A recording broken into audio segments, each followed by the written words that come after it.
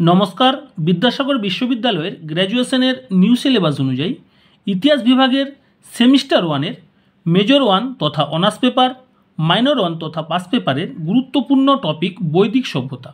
এই বৈদিক সভ্যতা থেকে তোমাদের আজ পার্ট 2 আকারে কয়েকটি গুরুত্বপূর্ণ প্রশ্নের উত্তর তুলে ধরব। অর্থাৎ তোমাদের আমি আগের ক্লাসে এই বৈদিক সভ্যতা থেকে পার্ট 1 আকারে মোট 20টি 2 নম্বরের গুরুত্বপূর্ণ প্রশ্নের উত্তর তুলে ধরেছিলাম। তোমরা যারা এই ভিডিওটি এখনও দেখে উঠতে পারোনি বা আমার আগে আপলোড করা গুরুত্বপূর্ণ 5 নম্বর ও 10 নম্বরের ভিডিওগুলি, তাছাড়া তোমাদের ফাইনাল সাজেশন আমি আপলোড করে দিয়েছি, যারা এই সকল ভিডিওগুলি দেখে উঠতে পারোনি বা যারা চ্যানেলে নতুন তারা চ্যানেলটি সাবস্ক্রাইব করে পাশে থাকা বেল আইকনটি অল করে নাও, তাহলে তোমরা ধারাবাহিক ভিডিওগুলি পেয়ে যাবে।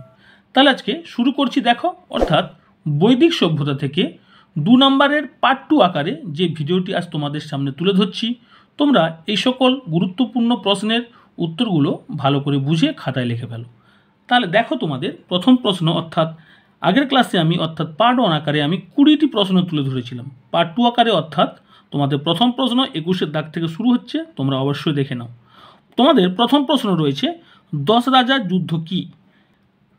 ঋগ্বেদ থেকে জানা যায় যে ভরত গোষ্ঠীর রাজা সুদাস রাজপুরোহিতদের পদ থেকে বিশ্বামিত্রকে সরিয়ে বশিষ্ঠকে বসান।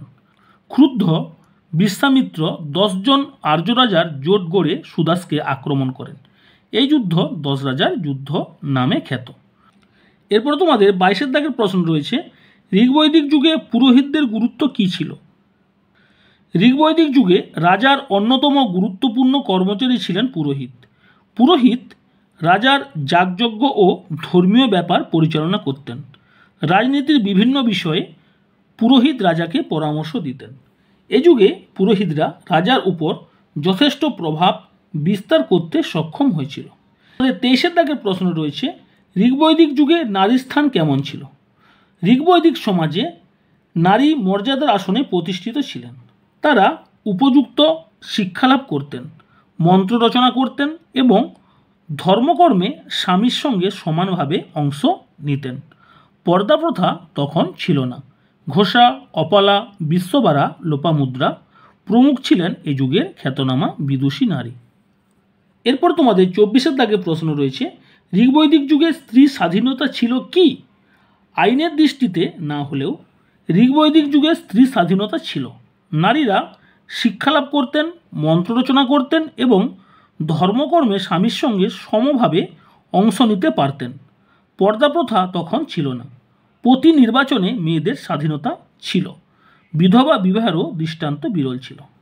এরপর তোমাদের নেক্সট প্রশ্ন রয়েছে সত্যদাহা ও ব্রহ্মবাদিনী কাদের বলা হয়? খুবই গুরুত্বপূর্ণ প্রশ্ন।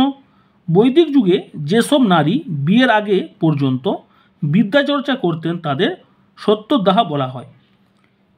যেসব নারীরা আজীবন ধর্মতত্ত্ব আলোচনা, বিদ্যাচর্চা ও মন্ত্র রচনার কাজে ব্যাপৃত থাকতেন তাদের ব্রহ্মবাদিনী বলা হতো।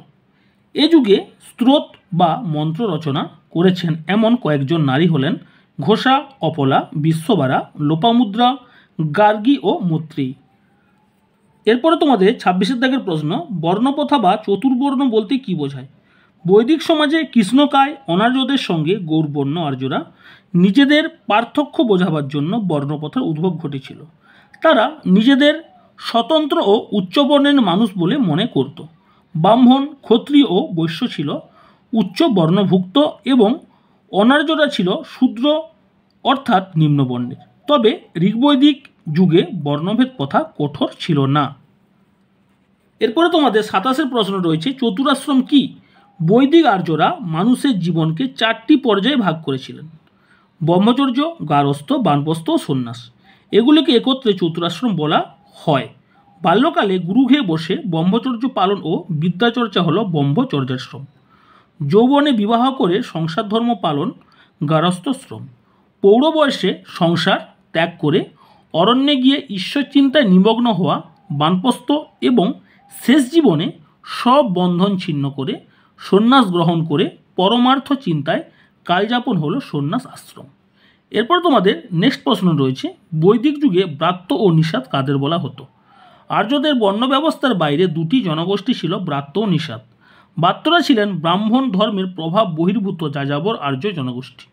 আর নিষাদ বলতে অনার্যদের বোঝাতো, এরা চাষাবাদ করত। নেক্সট প্রশ্ন তোমাদের 29-এর দাগ, ঋগ্বেদে উল্লেখিত পণি কাদের বলা হতো? ঋগ্বৈদিক যুগে ব্যবসা বাণিজ্যে লিপ্ত ধনশালী সম্প্রদায় পণি নামে পরিচিত ছিল। সমাজে এদের যথেষ্ট প্রতিপত্তি ছিল। সম্ভবত পণি শব্দ থেকে বণিক শব্দের উৎপত্তি হয়েছে। নেক্সট প্রশ্ন 30-এর দাগ, ঋগ্বৈদিক যুগে অর্থনীতির প্রধান ভিত্তি কী ছিল? ঋগ্বৈদিক যুগে অর্থনীতির প্রধান ভিত্তি ছিল কৃষি ও পশুপালন। গরুর গুরুত্ব ছিল সর্বাধিক। কারিগরি শিল্পের মধ্যে ছিল বয়নশিল্প, ধাতু শিল্প, মৃৎশিল্প। এ যুগে অভ্যন্তরীণ ও বহির্বাণিজ্যে প্রচলিত থাকলেও তা কখনোই অর্থনীতিকে প্রভাবিত করতে পারেনি। নেক্সট প্রশ্ন 31-এর দাগ, ঋগ্বৈদিক যুগে মুদ্রা ব্যবস্থা কেমন ছিল? এ যুগে মুদ্রাভিত্তিক অর্থনীতি প্রচলিত ছিল না। দ্রব্যের মাধ্যমে বিনিময় ব্যবস্থা বলবৎ ছিল। গোধন বা গরু ছিল বিনিময়ের মাধ্যম। তবে নিষ্ক নামে এক ধরনের স্বর্ণ মুদ্রার প্রচলন ছিল বলে জানা যায়। নেক্সট প্রশ্ন, ঋগ্বেদের যুগে কর ব্যবস্থা কেমন ছিল? ঋগ্বেদের যুগে কোনো নিয়মিত কর ব্যবস্থা ছিল না। তবে রাজা প্রজাদের কাছ থেকে বলি নামে একটি কর বা দান আদায় করতেন। এছাড়া পরাজিত উপজাতিগুলি বিজয়ী রাজাকে বাধ্যতামূলক দান বা বলি প্রদান করত। নেক্সট প্রশ্ন 33-এর দাগ, বৈদিক আর্যদের ধর্মীয় জীবনের প্রধান বৈশিষ্ট্য কী? আর্যরা নানা প্রাকৃতিক শক্তি, বৃষ্টি, চন্দ্র, সমুদ্র, সূর্য, আকাশ, পাহাড়, বায়ু প্রভৃতির উপাসনা করত। দেবদেবীদের মধ্যে উল্লেখযোগ্য ছিলেন ইন্দ্র, অগ্নি, বরুণ, সোম, মরুত, যম, বায়ু, পৃথিবী, উষা, সাবিত্রী, সরস্বতী ইত্যাদি। প্রার্থনা, স্তব, স্তুতি, বলিদান, যাগযজ্ঞ ছিল তাদের ধর্মচর্চার প্রধান অঙ্গ। তবে এই যুগে বিগ্রহ বা মন্দিরের কোনো স্থান ছিল না। এরপরে তোমাদের নেক্সট প্রশ্ন রয়েছে 34-এর দাগে, পরবর্তী বৈদিক যুগে সভা সমিতির ক্ষমতা হ্রাস পায় কেন? ব্রাহ্মণ গ্রন্থগুলি থেকে এই যুগের রাজাদের সম্রাট, বিরাট, স্বরাট, একরাট, সার্বভৌম প্রভৃতি অভিতা গ্রহণের উল্লেখ এবং বংশানুক্রমিক রাজতন্ত্রে ইঙ্গিত রাজার নিরঙ্কুশ ক্ষমতার পরিচয় বহন করে। রাজার স্বৈর ক্ষমতা বৃদ্ধির ফলে গণপ্রতিনিধিত্বমূলক সংস্থাগুলির ক্ষমতা অনেকাংশে সংকুচিত হয়ে পড়ে। নেক্সট প্রশ্ন তোমাদের, অর্থাৎ বৈদিক সভ্যতা থেকে একেবারেই শেষ প্রশ্ন, পরবর্তী বৈদিক যুগে নারীর মর্যাদা কেমন ছিল? পরবর্তী বৈদিক যুগে নারীর মর্যাদা বহুল পরিমাণে হ্রাস পায়। তারা আর আগের মতো উপনয়নের এবং রাজনৈতিক ও ধর্মীয় কাজে যোগদানের অধিকারী ছিলেন না। সমাজে বাল্যবিবাহ, বহুবিবাহ, নারীর বহুপতিত্ব, প্রণপ্রথা প্রভৃতি প্রচলিত হয়। কন্যা সন্তান অনভিপ্রেত ছিল। নারীকে পণ্য ও ভোগের সামগ্রী বলে মনে করা হতো।